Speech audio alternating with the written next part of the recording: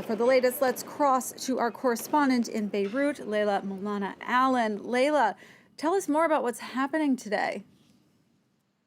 This has been, without a doubt, the most violent day so far of these protests that have been going on for 3 months.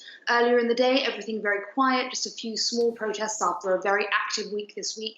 And then a group of protesters went to the parliament and started trying to get through the barriers there, which have been manned by riot police really since these protests began. Very quickly, the riot police responded with water cannon, which is quite rare for them to use. Many of the protesters felt that that was an unnecessary reaction. And from there, many more protesters arrived, and really we saw violent clashes throughout the evening. Over 4 hours, continuous clashes all across downtown Beirut. Clouds of tear gas everywhere. Hundreds of canisters were fired by riot police, and they were using rubber bullets too, at quite close range. Horrific injuries. We were seeing people with bleeding injuries, bleeding mouths, some shot at as they tried to run away. And many protesters and some human rights groups saying that what's happened today with these attacks by riot police on the protesters goes against the law in terms of what they're allowed to do with proportionate force. We also saw attacks by protesters on banks today, and of course that's been ongoing this week. One of the themes this week has been smashing the facades of banks in anger about the ongoing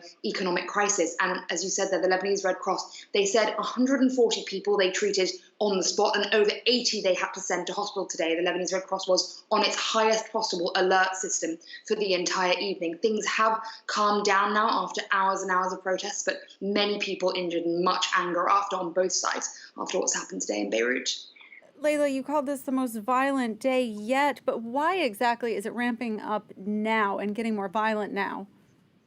So there's a couple of reasons. We saw a bit of a lull over the Christmas and New Year period, and then this week things started up again, partly because it's now been a month since Hassan Diab was nominated the new prime minister, and Lebanon's been under a caretaker government without an official government since the 29th of October when the former prime minister resigned. Hassan Diab had said that within a month he would have a new cabinet, and that fell yesterday. Still no new cabinet after several promises that one would be announced yesterday, and suddenly the parliament once again saying too much political wrangling and they couldn't agree. So protesters furious that there is still no functional government. They've been calling for a long time for a government of technocrats, of specialists, rather than people serving for political interests. And meanwhile, while that's been happening, on the other side, we have this fast worsening economic crisis in Lebanon, which is getting so bad that people are losing their jobs, they're struggling to pay their rent, they can't buy daily necessities and feed their families.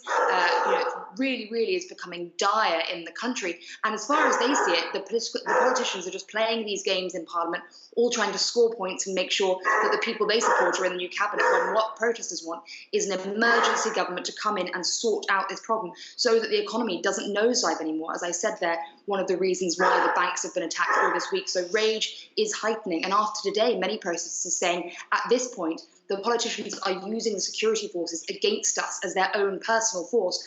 We are the Lebanese people, and these security forces are meant to be there to protect us. They're not doing that. So from what protesters are saying, this will not scare them what happened today, and they're going to be back out on the streets tomorrow. France 24's Layla Molana-Allen in Beirut. Thank you so much for that update.